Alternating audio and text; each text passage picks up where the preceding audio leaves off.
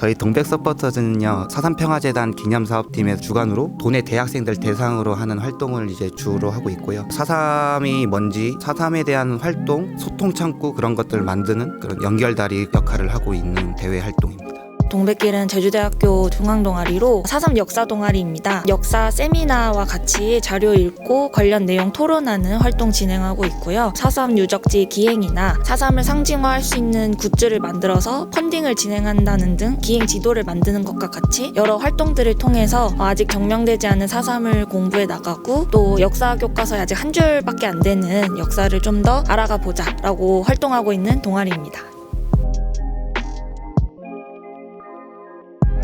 동백 서포터즈에 제가 지원하게 된 계기는 제 스스로 부끄러움이 느껴져서 지원을 하게 됐습니다. 동백 서포터즈로 이제 활동하기 이전에 제가 누군가로부터 사삼이 무엇이냐라는 질문을 받았을 때 당연히 저는 대답을 할 수 있을 줄만 알았습니다. 근데 버벅거리는 제 자신, 그리고 시원하게 사삼이 무엇이다 라고 말 못한 제 자신을 보면서 내가 사삼에 대해 모르고 있구나 라는 생각이 든과 동시에 제 자신이 부끄럽게 느껴져서 내가 이제 사삼을 바로 알고 이제 누군가에게 답변할 수 있는 그런 사람이 되고 싶어서 이제 동백 서포터즈에 지원하게 됐습니다. 제가 단과대학교 학생회장을 나가면서 모든 단과대학교 학생회장이나 총학생회 같은 경우 이제 사삼에 대한 정책을 내세우는데, 저는 그래서 사삼에 대해서 잘 모르기 때문에 사삼 정책을 안 냈어요. 저 스스로도 뭔가 부끄럽더라고요. 그렇게 해서 사삼에 대해서 좀 더 공부를 하기 시작했고 관심을 갖기 시작했고 그런 활동을 하기 시작했던 것 같습니다. 저는 일단 경기도에서 왔는데 어릴 때부터 역사를 좋아했습니다. 특히 이제 대한제국부터 현대사까지 그쪽 부분을 되게 좋아했는데, 상대적으로 교과서에는 이제 그 부분들이 짧게 설명이 돼 있잖아요. 육지에선 상대적으로 이런 정보를 구할 수 없었습니다. 그러던 중에 이제 제가 대학교를 제주도로 오면서 사삼과 관련된 활동을 하나 해보고 싶다 들어오게 되었습니다. 먼 친척이긴 하지만 제일 제주인 분들도 많이 계세요. 사삼 주간이면 항상 4월 초마다 관련 영상 자료를 보고 관련 내용을 토론하는 경우가 항상 있었는데, 꽤나 사삼이라는 역사와 가깝다라고 느낄 만한 상태였는데도 생각보다 모르고 있는 게 많더라고요. 그리고 저와 비슷한 또래인 사람들과 관련 내용을 함께 공부할 수 있는 그런 커뮤니티를 갖는 게 정말 중요하다고 생각을 해서 좀 더 공부해보자라는 생각으로 들어가게 되었습니다. 23년도부터 동백길 신입본 면접을 계속 진행하고 있는데요. 매 학기 때 드리는 정해진 질문이 하나 있어요. 사삼에 대해 얼마나 알고 있고 동아리에 어떤 관심이 있어서 들어오게 됐느냐 물어봤는데, 보통 사삼을 이름만 알고 있거나 아니면 그냥 많은 사람들이 죽은 역사 아닐까요? 라고 말하는 분들이 대부분이더라고요. 작년 같은 경우는 이제 국민의힘 태영호 의원의 그런 사삼 폄훼 발언, 김일성의 지시로 일어난 거다, 그런 경우가 있었는데, 제 주변 또래 친구들한테도 이게 물어봤어요. 너는 사삼이 폭동이 나쁜 거라고 하는데 어떻게 생각하냐 하니까 다들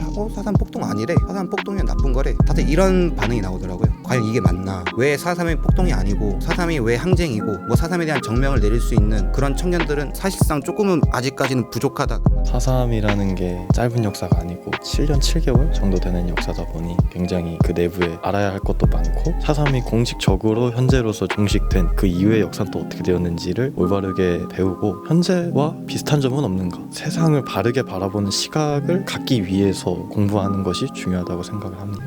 요즘 사삼 유가족 분들 수가 점점 줄고 있다고 해요. 특히 더 저희 또래와 같은 젊은 세대의 경우에는 사실상 사삼 유가족 말고는 자세하게는 이야기를 모르는 게 현실이라고 생각하고요. 사삼이라는 거를 조명하는 것부터가 우리 세대가 할 수 있는 첫 번째 일이라고 생각하고요. 역사 교과서에 굉장히 짧게 나와 있는 사삼의 중요성이 자연스럽게 떨어질 수밖에 없다고 생각해요. 좀 더 주도적으로 알아가려고 하고 관련 공부를 이어가고자 하는 그런 주체적인 자세 또한 중요하다고 생각합니다.